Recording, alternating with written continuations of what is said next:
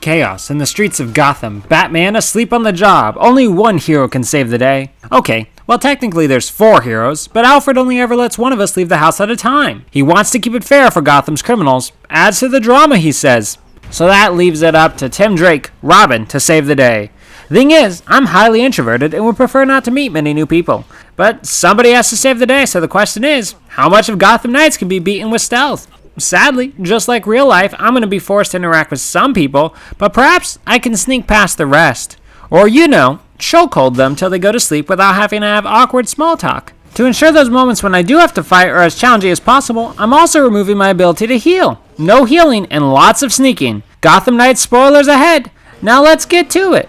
Right away, there's been a murder. Wow. Not the best start to me protecting Gotham.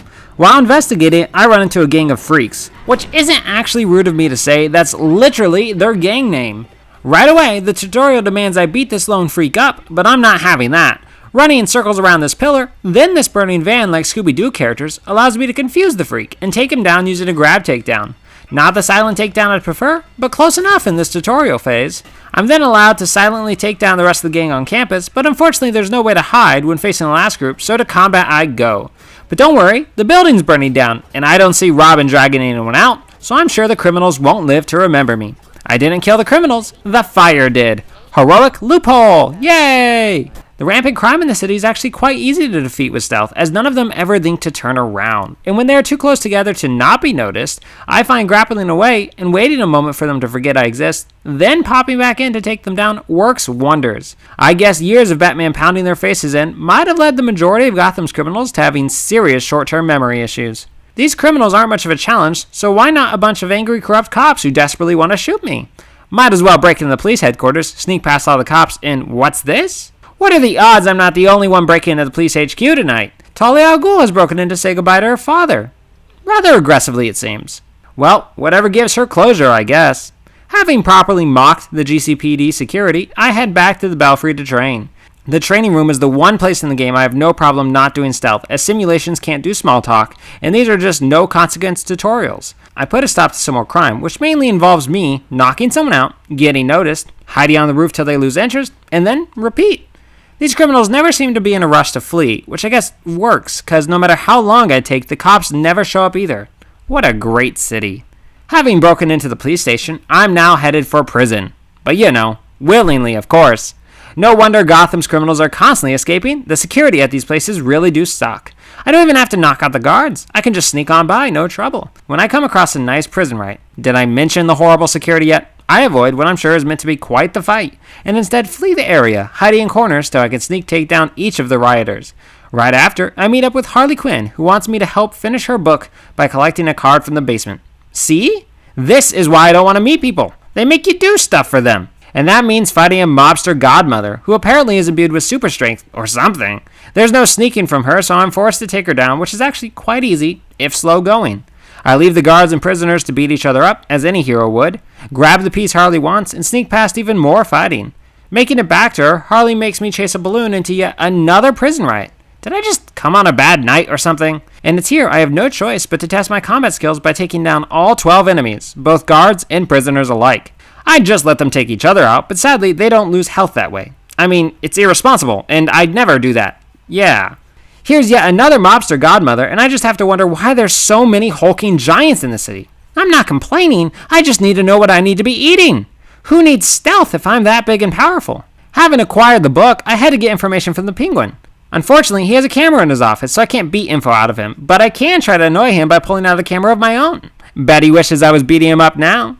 Before moving forward, I invest in the stealth abilities of walking softer and being able to knock out the biggest enemies with sneak attacks. Only Robin can do this, as he specializes in being sneaky, and that'll prove vital as we progress. It also occurs to Robin that he can use the Justice League's teleporter to get around the city faster, plus use it for stealth attacks.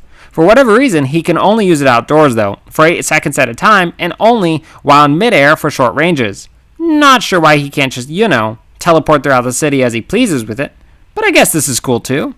Nothing like doing a race through the city while crime flourishes all around me. I miss the Penguin, so I head back to him, where I learn all about the Court of Owls, which is sadly not an adorable judicial system, but a group of Gotham's mass rich elite who have been controlling the city from the shadows for centuries. As a fellow masked rich elite who's really big on fighting from the shadows, I'm not a fan of the competition. Despite hiding for centuries, it takes me only a second to track them down. Good thing they wear those owl masks, or I might worry I'm in the wrong cult meeting. There's quite a lot here in Gotham. Despite being thrown straight into a fight, I am able to lose my pursuers and take them down one by one, clearing out the whole area without a peep. Unfortunately, trapped in a cutscene, I'm faced with a large crowd of judgy old people. My worst nightmare! Thankfully, they drop me into a large tunnel full of spiky things and flame. Whew! I may die here, but it's still better than being the center of attention of those guys. Escaping, I try to go help a hostage bomb situation, but that goes less than well when I'm discovered.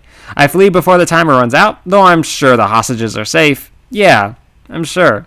To make up for that, I strive to go help steal back an organ implant meant for a dying civilian. While getting the organ is no trouble, I take too long to subdue the mobsters, and the timer runs out for this too. So yeah, I'm just really great at helping people, aren't I?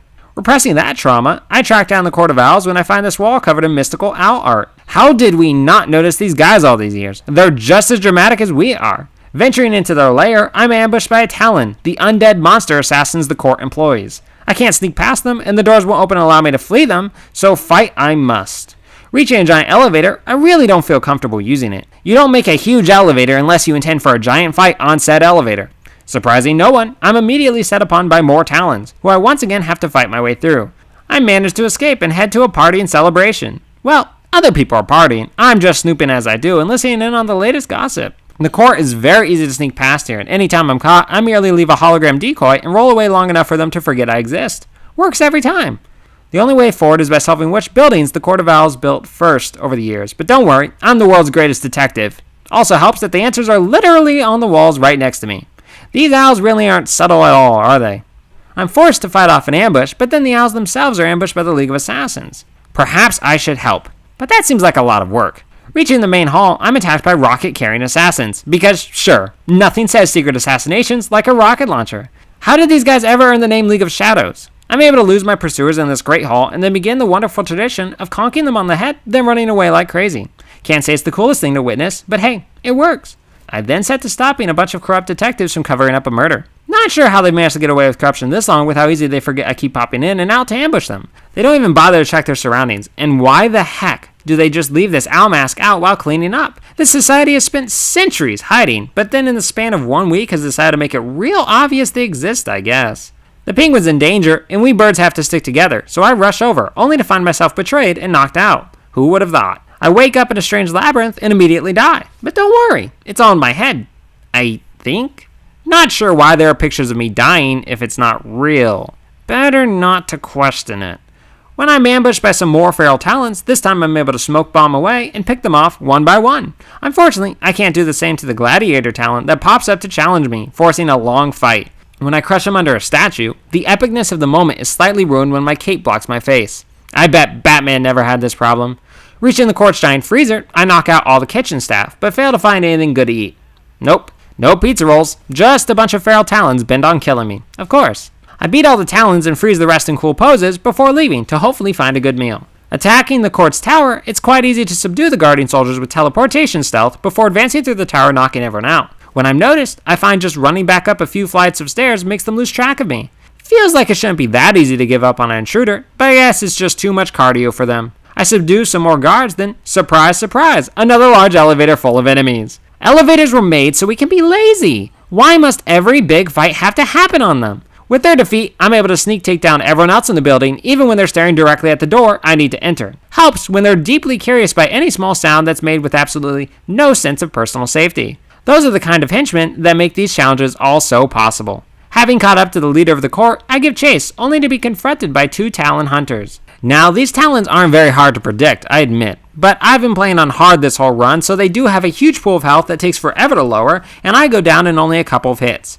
Plus, it doesn't help that I've spent the majority of the game avoiding nearly every single fight in the game, so I'm not really prepared for this battle. 32 defeats later, I finally managed to take the duel down, and even manage it without taking a single hit, so I can at least pretend I have some skill, even though, as we all know, I do not. With that win, I've captured their leader and can call it a day. Or at least, I should till an assassin strikes. It's Talia al Ghul. Turns out the leader of the assassins, who's been hanging out in town for the entire game, not really doing anything, actually did have nefarious plans. So surprising.